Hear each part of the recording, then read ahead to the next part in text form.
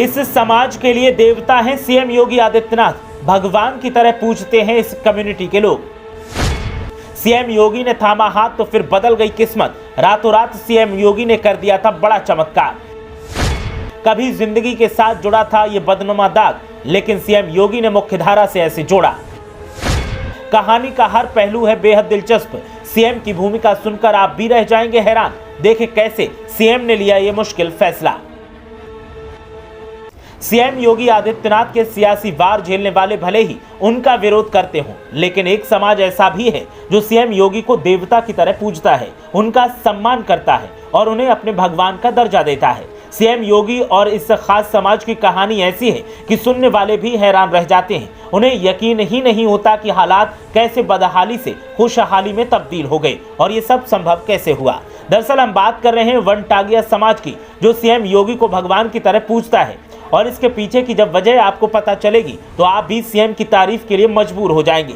दरअसल आज़ादी के बाद भी लगभग 65 सालों से जो समुदाय स्वतंत्र जीवन यापन नहीं कर पा रहा था, समाज की मुख्य धारा से वंचित था, सभी सुख सुविधाओं से कोसों दूर था, ना तो इनके पास अपना आवास था, न बिजली थी, न ही सरकार की किसी योजना का इनको लाभ मिलता था। यहाँ तक कि आज़ादी के बाद से ही इनको राजस्व गांव का दर्जा तक नहीं मिला था, जिससे ये समाज की कई सुविधाओं से वंचित हो रहे थे। इनका जीवन जंगल की अंधेरी दुनिया में ही कैद था।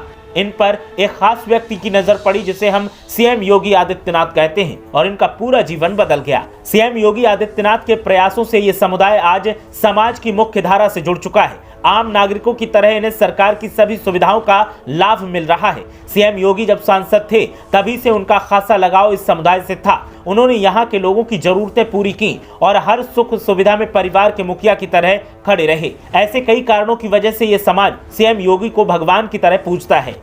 वनटागिया जंगलों में रहने वाला आदिवासी समुदाय है। अंग्रेजों के समय में जब भारत के कई हिस्से में रेल पटरियां बिछाने का काम चल रहा था, तब उन्होंने एक समुदाय के लोगों को साखू के पौधे लगाने, उनकी देखभाल करने और कटान करने के लिए जंगल में ही बसा दिया।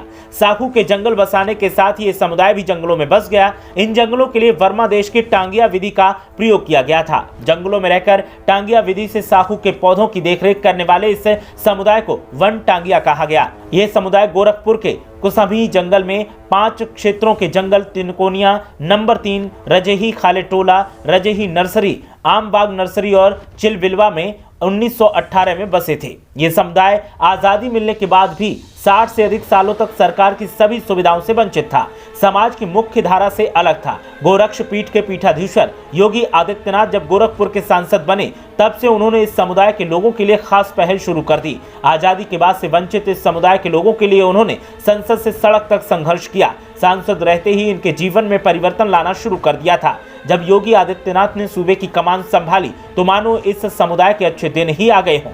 योगी आदित्यनाथ ने इन्हें समाज की मुख्य धारा में जोड़ा, राजस्व गांव का दर्जा दिया, आवास, राशन, आयुष्मान कार्ड समेत सभी सरकारी योजनाओं का लाभ इन्हें मिलने लगा। विद्यालय, सड़क, रोजगार से इनके जीवन में सकारात्मक परिवर्तन आए। आज यहाँ के बच्चे अच्छे स्कूलों में पढ़ रहे हैं। सूबे के मुखिया योगी आदित्यनाथ का भी इस समुदाय से खासा लगाव है। वो इन लोगों से इतना लगाव रखते हैं कि जब भी समय मिलता है तो वो इनके बीच आते हैं और इनकी समस्याओं का त्वरित समाधान करते हैं। एक मुखिया की तरह वो हर सुख दुख में इनके साथ रहते हैं। इतना ही नहीं, सीएम साल 2009 से ही इनके साथ दीपावली का पर्व मना रहे हैं। दीपावली पर सीएम इनके लिए करोड़ों की सौगात भी लाते हैं। सीएम योगी के आने की वजह से इस समुदाय की दीपावली खास हो जाती है और यही कारण है कि ये समाज सीएम योगी को भगवान की तरह पूजता है और उनके लिए हर हद से गुजरने के लिए तैयार रहता है। ब्यूरो रिपोर्ट, मीडिया हलचल।